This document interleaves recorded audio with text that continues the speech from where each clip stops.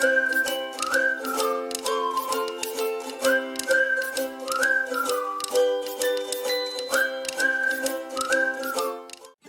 Viewers, welcome to Rani healthy foods. ఈరోజు అమ్మవారు మహాలక్ష్మి అవతారంలో మనకు దర్శనమిస్తుంది. ఈ రూపంలో అమ్మవారిని కొలవటం వల్ల మానసిక ప్రశాంతతను ప్రసాదిస్తుంది, సంపదలను ఇస్తుంది, శారీరక ఆరోగ్యాన్ని ఇస్తుంది, అధికారాన్ని ప్రసాదిస్తుంది. ఈరోజు అమ్మవారికి తామర ఒత్తులతో దీపాలను వెలిగిస్తే చాలా మంచిది. అదేవిధంగా తామర పువ్వులతో అమ్మవారిని పూజించడం వల్ల మంచి ఫలితాలు ఉంటాయని శాస్త్రం. ఈరోజు అమ్మవారికి కలగూర పులుసు లేదా కదంబంను నైవేద్యంగా సమర్పించాలి. మరి ఈ కదంబ ప్రసాదాన్ని ఎలా తయారు చేయాలో చూద్దామా? ముందుగా కుక్కర్లో ఒక హాఫ్ గ్లాస్ రైస్, ఒక హాఫ్ గ్లాస్ కందిపప్పు రెండు వేసుకొని బాగా కడిగి ఉంచుకోవాలండి.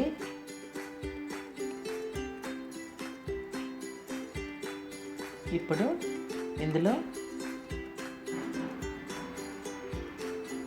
4 గ్లాసుల నీళ్లు పోసుకోవాలి.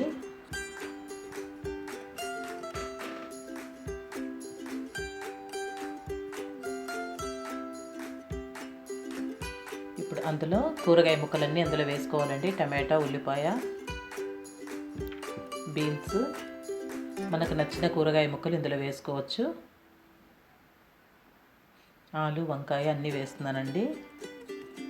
మీకు నచ్చితే ఇంకా కూడా వెజిటబుల్స్ మనకు కావాల్సినన్ని యాడ్ చేసుకోవచ్చు. అందులో కొద్దిగా పసుపు,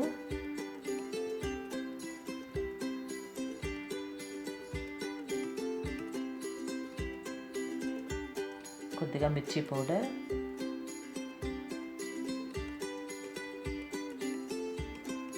కొద్దిగా ధనియాల పొడి,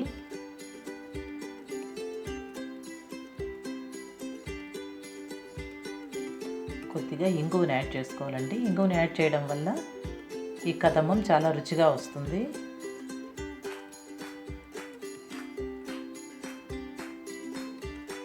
చివరగా అందులోనే రుచికి సరిపడా సాల్ట్ కూడా వేసుకోవాలి. ఇప్పుడు ఇవన్నీ వేసిన తర్వాత కుక్కర్ విజిల్ పెట్టుకొని 5 విజిల్స్ వచ్చేంత వరకు ఉడికించుకోవాలండి. ఈ విధంగా ఇప్పుడు అందులో కొద్దిగా చింతపండు రసం వేసుకోవాలండి. ఈ చింతపండు రసం ఈ కదంబంలో బాగా కలిసే విధంగా బాగా కలుపుకోవాలి. స్టవ్ సిమ్లో పెట్టుకోవాలండి.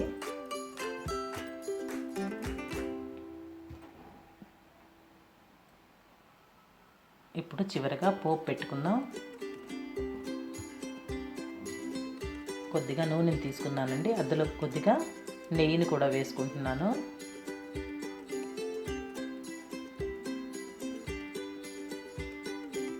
అందులో కొద్దిగా ఆవాలు, జీలకర్ర,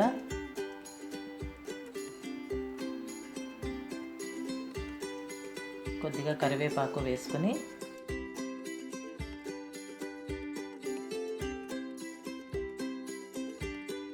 స్టవ్ ఆఫ్ చేసుకొని ఈ పోపును మనం ముందుగా తయారు చేసి పెట్టుకున్న కదంబంలో పోపు పెట్టుకోవాలి.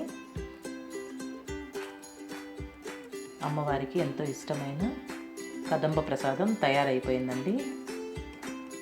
ఇప్పుడు ఈ కదంబ ప్రసాదాన్ని నైవేద్యం పెట్టుకుందాం.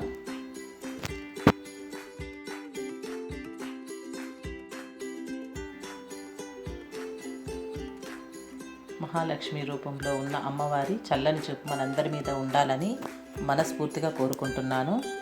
Thank you for watching.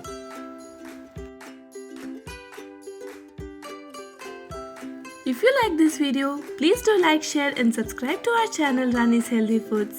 See you in the next video. Until then, eat healthy, live long.